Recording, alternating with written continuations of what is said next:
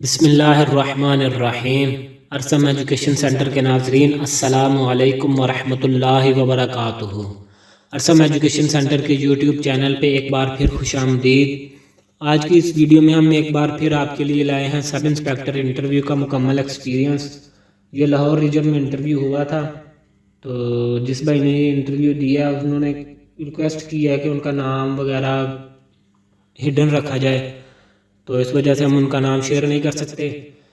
تو چلیے انٹرویو کی جانب بڑھتے ہیں، لیکن اس سے پہلے گزارش ہے کہ اگر ابھی تک آپ نے اس چینل کو سبسکرائب نہیں کیا تو ہمارے اس یوٹیوب چینل کو سبسکرائب کر دیں، اور اگر آپ بھی اپنا انٹرویو ایکسپیرینس ہمارے ساتھ شیئر کرنا چاہتے ہیں تو اسکرین پہ چلنے والے نمبر پہ ہم سے رابطہ کر کے، واٹس ایپ نمبر پہ رابطہ کر کے انٹرویو ایکسپیرینس شیئر کر سکتے ہیں۔ تو چلیے ویڈیو کی جانب بڑھتے ہیں۔ جی، تو یہ سب انسپیکٹر انٹرویو ایکسپیرینس ہے لاہور ریجن کا۔ تو یہ ہم انٹرویو نمبر 10 اپلوڈ کر رہے ہیں۔ اس سے پہلے ہم نے انٹرویو اپلوڈ کیے ہوئے ہیں 9 مختلف ریجنز کے، گجرانوالہ، سرگودا، لاہور کے بھی اس میں شامل ہیں۔ تو جن بھائیوں نے وہ نہیں دیکھے تو اس ویڈیو کے ڈسکرپشن میں ان کے لنکس بھی موجود ہیں، تو آپ وہ بھی دیکھ سکتے ہیں، ان سے بھی اپنا ایکسپیرینس یا اپنے جو کنسیپٹ ہیں وہ بھی کلیئر کر لیں، اور یہ ویڈیو بھی آپ سے گزارش ہے کہ مکمل اینڈ تک دیکھیں۔ السلام علیکم۔ میرا انٹرویو 21/4/2022 کو ہوا تھا، تو میری سب سے آخر میں باری تھی کیونکہ میرا نمبر 20واں تھا۔ تو وہ ایک پینل جو ہوتا ہے ایک دن میں 20 کینڈیڈیٹ کے انٹرویو کرتا ہے۔ میرا انٹرویو تقریباً 3:30 بجے شروع ہوا۔ تو میں وہاں انٹرویو کے دوران مجھے ایک بات اچھی لگی کہ وہ ہر کینڈیڈیٹ کو تقریباً 8 سے 10 منٹ دے رہے تھے، کیونکہ کئی بار ہوتا ہے وہ ان کی کوشش ہوتی ہے 4 سے 5 منٹ میں ہر کینڈیڈیٹ کو فارغ کر دیں، لیکن اس دن انہوں نے ہر کینڈیڈیٹ کو 8 سے 10 منٹ دیے، یعنی کہ اس سے ثابت ہو رہا تھا وہ ہر کینڈیڈیٹ کو مکمل طور پر پرکھ رہے ہیں۔ تو میں اجازت لے کر کمرے میں داخل ہوا اور کرسی کے قریب جا کر کھڑا ہو گیا۔ انہوں نے انگلش میں کہا کہ پلیز سٹ ڈاؤن۔ میں شکریہ کر کے بیٹھ گیا۔ ان کا موڈ آف انٹرویو شروع کرنے میں انگلش تھا، تو انہوں نے کہا انٹروڈیوس یور سیلف۔ تو میں نے انگلش میں ہی اپنا انٹرو سٹارٹ کیا اور اپنے بارے میں اور پھر تعلیم کے بارے میں انگلش میں ہی بتایا۔ تو اس کے بعد جو پینل کے ہیڈ تھے انہوں نے پوچھا کہ موجودہ امریکن صدر کون ہیں۔ میں نے ان کا نام بتایا، تو انہوں نے پھر صدر کے بارے میں کافی سوالات کیے کہ پہلے کہاں کام کیا انہوں نے، کس سیٹ پہ کام کیا انہوں نے، تو کون سی پارٹی وغیرہ، یہ ایسے انہوں نے سوال کیے، تو جو میں نے بتا دیے۔ تو اس کے بعد انہوں نے پوچھا کہ جو فرانس کے انتخابات ہوئے ہیں ریسنٹلی، ان میں کون کون امیدوار تھے۔ تو وہ میں چونکہ کرنٹ افیئر سے کافی لگاؤ رکھتا ہوں، نیوز وغیرہ ڈیلی کی سنتا ہوں، نیوز پیپر وغیرہ پڑھتا ہوں، تو اس وجہ سے میں ان جو کرنٹ افیئر تھے ان کو دیکھ کیا ہوا تھا، تو اس وجہ سے پھر میں انہوں نے بتا دیا، جو کہ ان کے لیے بھی ایک پلس پوائنٹ تھا، میرے لیے بھی پلس پوائنٹ تھا، کیونکہ میں نے یہ فرانس کی وہ جو انتخابات ہوئے ہیں اس کے بارے میں بھی انفارمیشن رکھی ہوئی ہے۔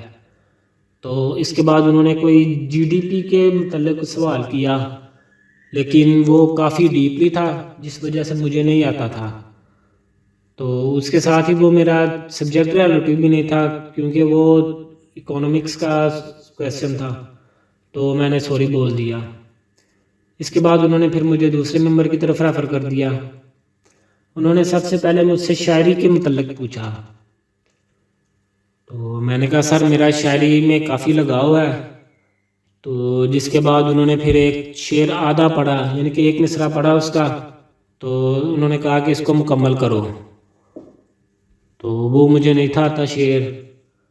تو یہاں میں ایک بات کہنا چاہوں گا کہ آپ کو جو بھی چیز صحیح طریقے سے آتی ہے، خاص طور پر شاعری یا بکس وغیرہ، یا آپ کوئی پرسنالٹی کو کہتے ہیں کہ یہ میری فیورٹ ہے،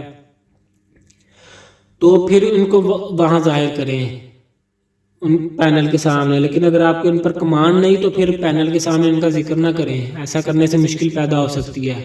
جیسے میں نے شاعری کا کہا، انہوں نے ایک ہی شعر پوچھا تو وہ مجھے نہیں تھا آیا، تو لیکن بعد میں انہوں نے ساتھ ہی کہہ دیا کہ چلیں آپ اقبال کا کوئی شعر آپ کو اگر آتا ہے تو سنا دیں فارسی یا اردو میں. تو پھر مجھے فارسی میں کچھ اشعار آتے تھے اقبال کے، تو وہ میں نے سنا دیے.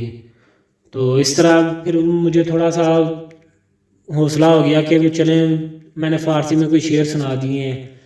تو لیکن یہ میرا نیگیٹو امپیکٹ چلا گیا کہ میں نے پہلے انہوں نے کہا کہ شاعری میں لگاؤ ہے، لیکن مجھے پہلا ہی شعر نہیں آیا. تو اس کے بعد انہوں نے مجھ سے پوچھا کہ سب انسپیکٹر کی جاب ڈسکرپشن کیا ہے.